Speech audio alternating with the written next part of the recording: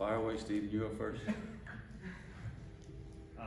Coach, obviously the first thing about App stands out kind of a running game, but specifically People, was he so big and physical? How much of a challenge is maybe simulating his style of running for your defensive players? Yeah, Cam Peoples, really good football player. Had a really nice season last year.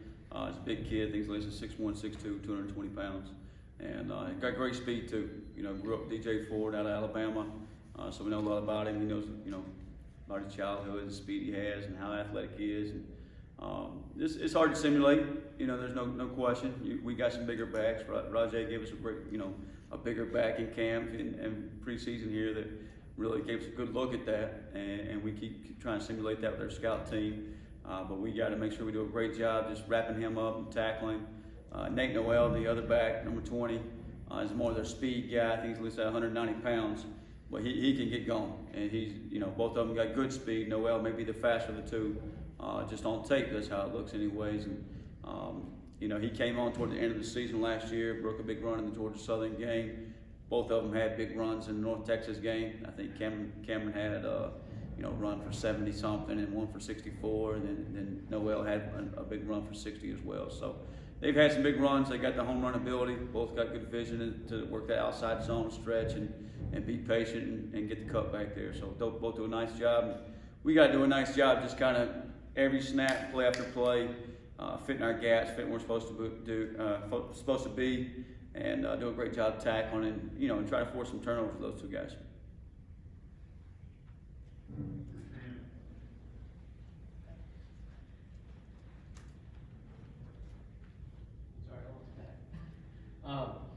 Coach has talked about early in the game, especially the first game, turnovers, and that kind of momentum can play, you know, such a big role.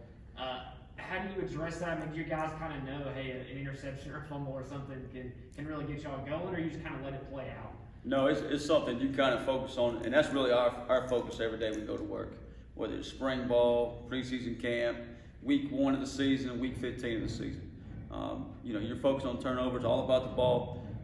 Whether it's an interception, just matching hands on the quarterback, strip sacks, punching the ball out with running backs.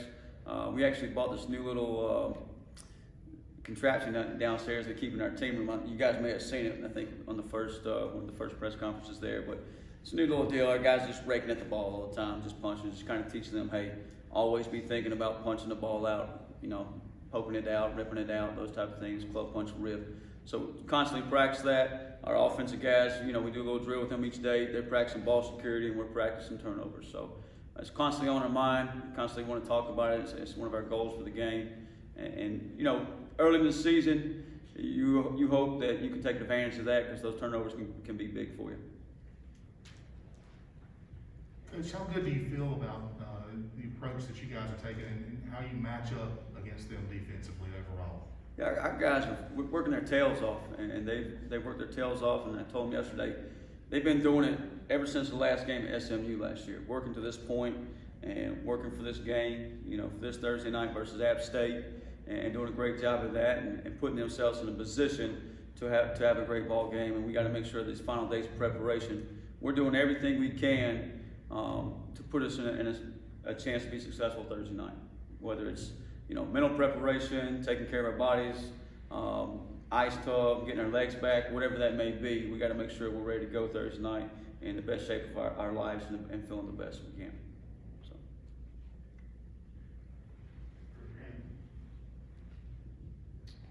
We talked a lot about defensive depth throughout the preseason.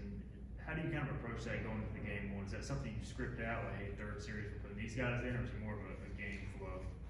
I think early on you can have a plan, you know, because you don't want to wait to the fourth quarter and say, you know, oh, now we got to sub. You got to sub early so you're fresh late in the game. And you got to have a plan of, hey, we're going to have this rotation going, you know, whether it's up front, in the secondary, by series, by play.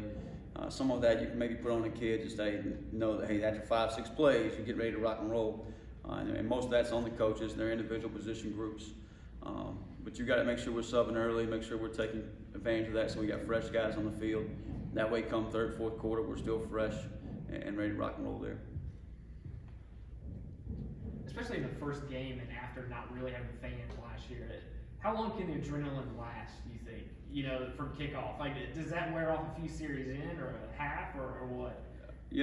That's interesting. I'm excited about just the opportunity to have fans and playing at Bank of America Stadium and playing in front of a crowd and an ECU crowd and be my first time that I get to experience that. Really, I mean, you look back last year, the pandemic, you really never got that kind of a stadium, that kind of atmosphere. And the kids will feed off of that. I think we bring, last year was always bring your own juice, and we'll continue to do that, bring our own energy, and we'll have that environment. But I think we'll feed off the fans as well, just the energy they bring and the excitement they bring. But at the same time, once you take the snap one, that's not really your focus anymore. It's hey, getting the call, get my execution, make sure I align, all those type of things go into play there, and just get back to our fundamentals. Do you have questions for Coach Harrell?